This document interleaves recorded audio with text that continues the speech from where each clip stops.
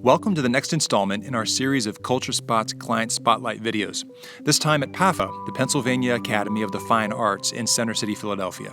You're going to love this conversation with Elizabeth Hamilton, PAFA's Teen Program Coordinator, as she takes us behind the scenes of their new Tiny Conversations audio guide on CultureSpots, featuring the absolutely adorable insights of young children and their uninhibited responses to the Tiny but Mighty exhibition that's currently on view there. Elizabeth shares a lot of great tips in this video, so be sure to watch through to the end for those. Let's get to it.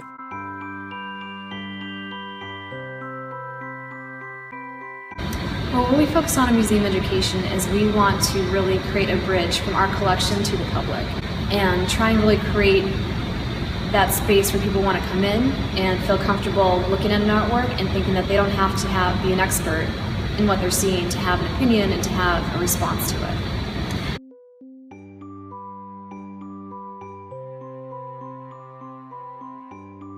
Well, I think the Tiny but Mighty exhibition is a really fun way to get a sense of PAFA's contemporary collection. Most of the work in here, I believe, is from probably mid-century to contemporary times, and one of the kids described it as little works with big personality. So I think it's a way in for people to see a variety of art, because we have stained glass, we have works on paper, we have mixed media and painting. I think if you want to get a little sense of where PAFA has been heading with their collection over the past several years, this is a great way to see what we've been up to.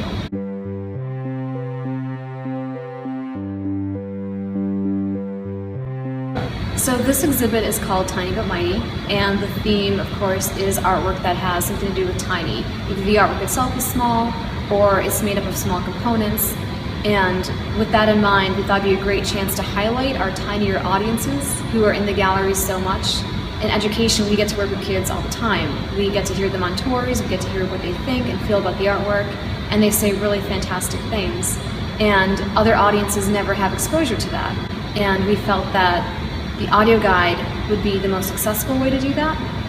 Having most people can come in now with their phones and link into the internet.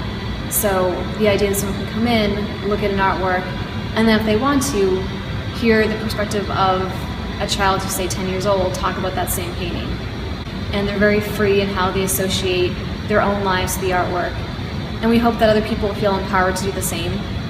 Because a lot of people, I think, come into a museum and they think that they'll read the label, hear what the label says, and that's kind of the end-all of what the artwork means. And that's just like a starting point.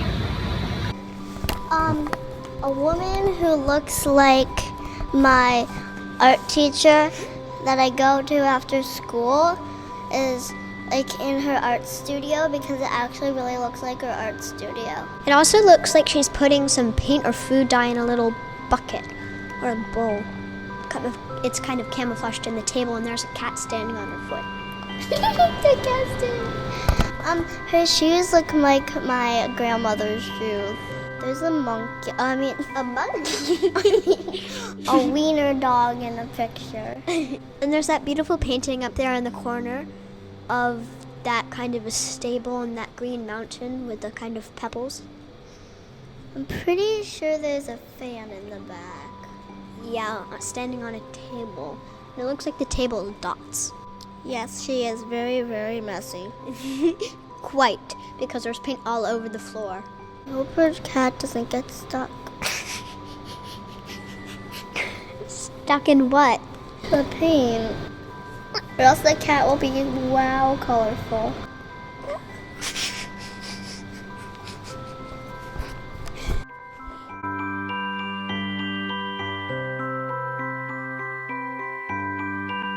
The model of CultureSpots really kind of allowed for this to happen, because the fact that we could just pitch an idea and, it got accepted.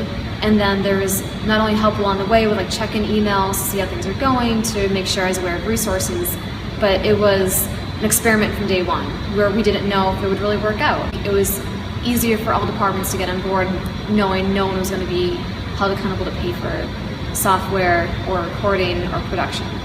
And the flexibility that CultureSpots offered with the proposal and then the help along the way was pretty critical in making it happen.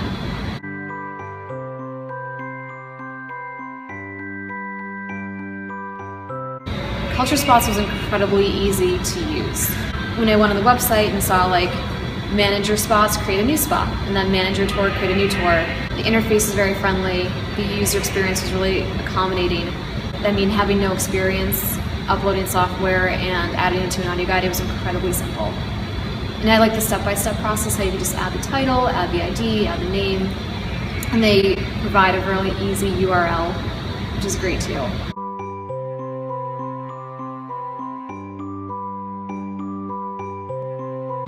Definitely hearing what the standard is something I would encourage just a little research on, but the kids are very aware of what kind of parameters you give them. So if you can make them as comfortable as possible, that really goes a long way to get them to have honest reactions to things. So we specifically decided to start having all the kids work in pairs or works in groups of 2 or 3 to make a conversation, because it was really intimidating for like myself to hold a microphone up to a kid and ask them questions and have them answer, and that didn't yield the most genuine reactions. We were lucky enough to have was a good recorder, a good microphone.